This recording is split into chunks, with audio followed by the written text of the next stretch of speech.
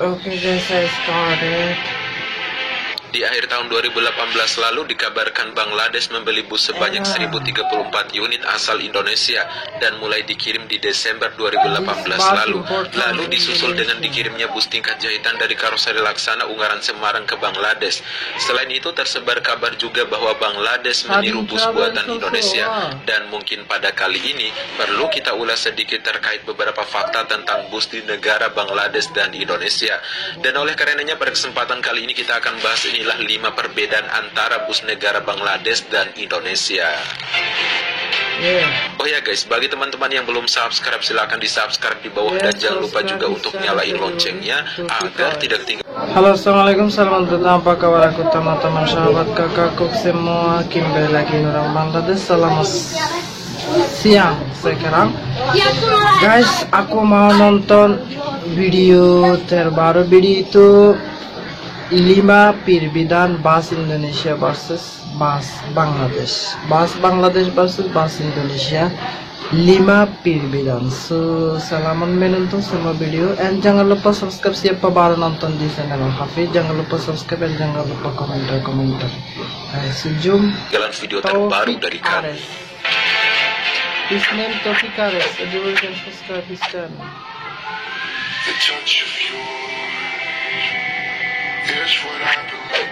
Tata tertib. Di awal bahasan kita terkait tata tertib seperti perilaku di jalan raya, jadwal keberangkatan, dan lain sebagainya. Menurut Bank Dunia ada 60 perusahaan otobus di negara Bangladesh, tapi pengemudinya tidak selalu mengikuti trayek ataupun jalur yang sudah ditetapkan jadwal-jadwal keberangkatannya. Pokoknya jadwal bisa diatur sesuka-suka mereka saja.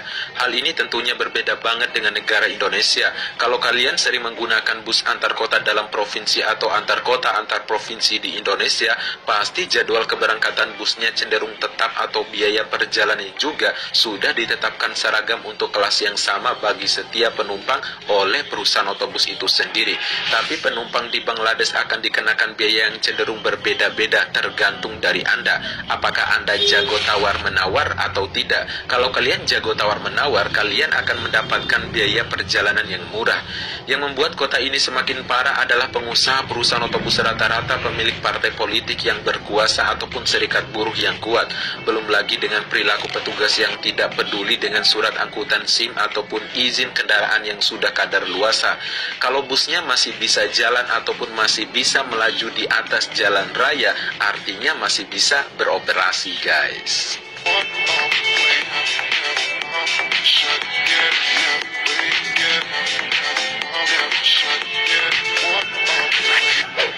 Bus dalam kota.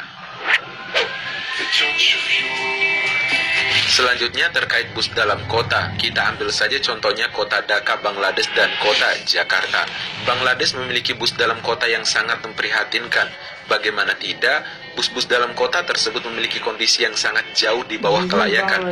Bodi bus yang sudah sangat rusak sekali, hanya ditambal dengan dempul saja. Beberapa orang Indonesia yang tinggal di Dhaka, Bangladesh pun mengeluarkan narasi yang serupa, bahwa bus dalam kota di negara Bangladesh jauh dari kata kelayakan. Sedangkan di Indonesia sendiri, misalnya bus Transjakarta untuk saat ini sudah memberikan pelayanan yang cukup nyaman, serta sudah banyak menghadirkan bus-bus premium seperti Mercedes-Benz, Scania, dan Volvo, tentunya dengan bodi jahitan dari karoseri lokal dalam negeri. Populasi bus premium untuk bus dalam kota di Indonesia akan terus bertambah seiring berjalannya waktu, termasuk bus Volvo B11R yang akan terus bertambah dalam waktu dekat ini. Hal ini tentu jauh berbeda banget dengan bus dalam kota yang ada di negara Bangladesh. Namun di akhir tahun 2018 lalu, Bangladesh memesan bus asal Indonesia, yakni dari karoseri Laksana asal Ungaran Semarang, Jawa Tengah, sebanyak 1034 unit.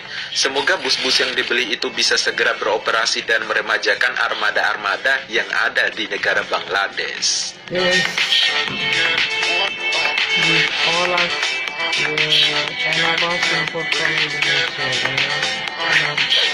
Sopir dan kecepatan.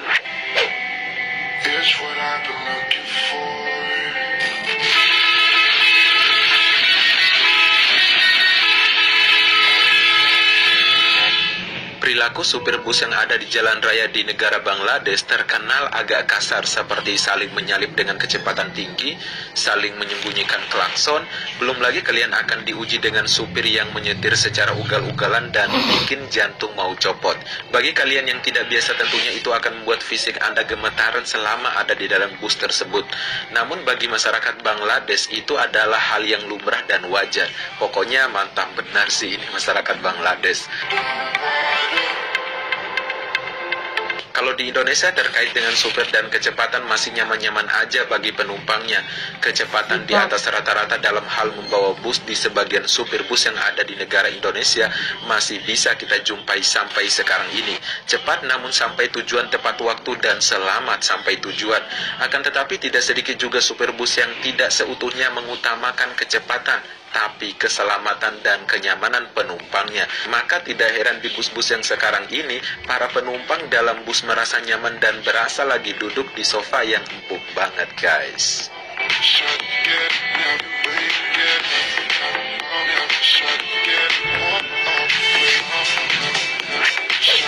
Jarak tempuh.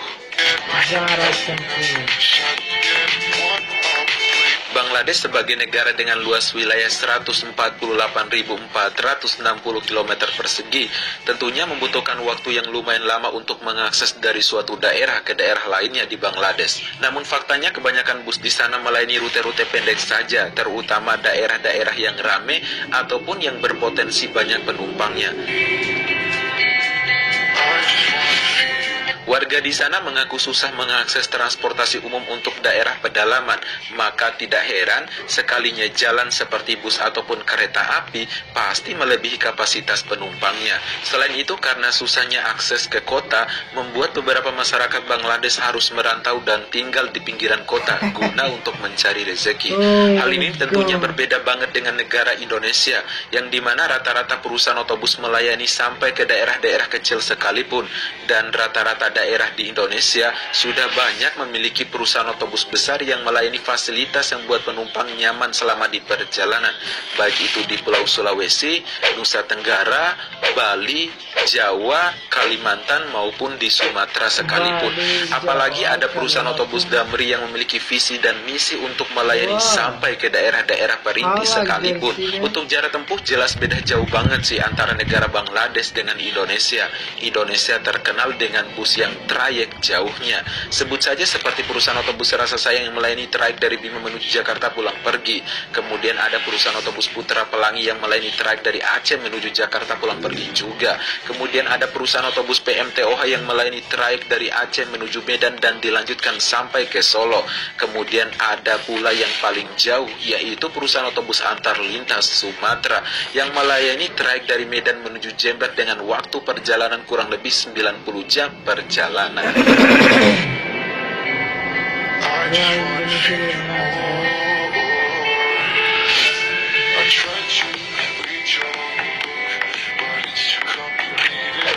Karoseri. Bangladesh dan Indonesia memang memiliki masing-masing karoseri lokal dalam pembuatan balutan bodi busnya. Namun kalau soal tampilan dan kualitas hasil produksinya, bisa dibilang Bangladesh masih di bawah kualitas Indonesia, baik terkait dengan tampilan, kenyamanan maupun safety-nya. Hal itu terbukti di mana Bangladesh sampai membeli bus dari Indonesia tepatnya pada tahun 2018 lalu sebanyak 1034 unit dan mulai didistribusikan sejak Desember 2018 lalu.